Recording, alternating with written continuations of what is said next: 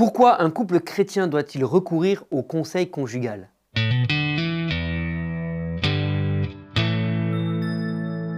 Un couple marié en crise doit chercher de l'aide au plus vite. Dans tous les mariages, il y a des divergences et des accrochages qui peuvent devenir ingérables s'ils ne sont pas traités correctement. Beaucoup de couples n'oseront pas chercher d'aide assez tôt, soit par crainte, soit par orgueil. Ils attendent que la situation se soit tellement dégradée que leur mariage ne puisse plus être sauvé. Proverbe 11 nous dit ceci: « En l'absence de directives, le peuple tombe. Le salut réside dans un grand nombre de conseillers. » Face à des batailles trop grandes pour nous, les sages demandent de l'aide. Des problèmes récurrents dans un mariage sont comme des panneaux indicateurs d'un danger à venir. En voici quelques-uns. Premièrement, l'incapacité à bien résoudre un conflit. Deuxièmement, la domination d'un des deux conjoints sur l'autre, au point où les besoins d'un conjoint dominé ne sont plus remplis. Troisièmement, l'incapacité à faire des concessions.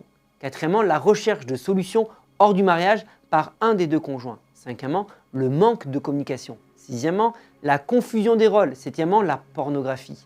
Huitièmement, la tromperie. Neuvièmement, les divergences d'opinion dans les choix parentaux. Et enfin, dixièmement, les addictions. Tous les conseillers chrétiens ne fondent cependant pas leur approche sur des vérités bibliques. Votre famille et vos amis sont certainement bien intentionnés, mais les solutions non bibliques peuvent semer la confusion et aggraver le problème. Choisissez votre conseiller en fonction de sa philosophie et de son adhésion aux Écritures comme fondement de la santé émotionnelle.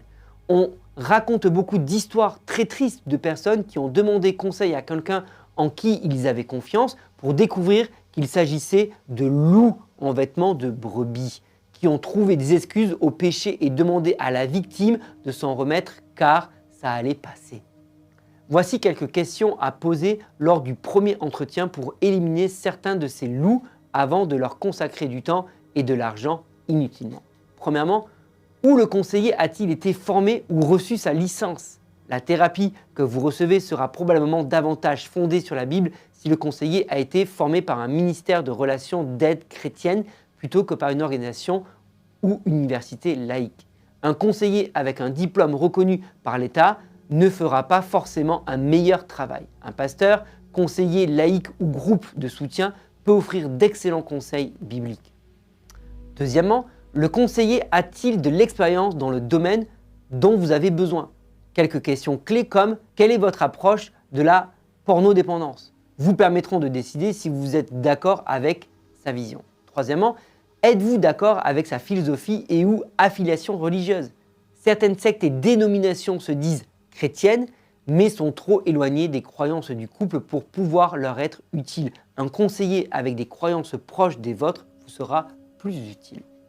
Rien ne garantit un résultat parfait, mais ces questions peuvent vous aider à réduire votre champ de recherche. Dieu est pour le mariage et il déteste le divorce.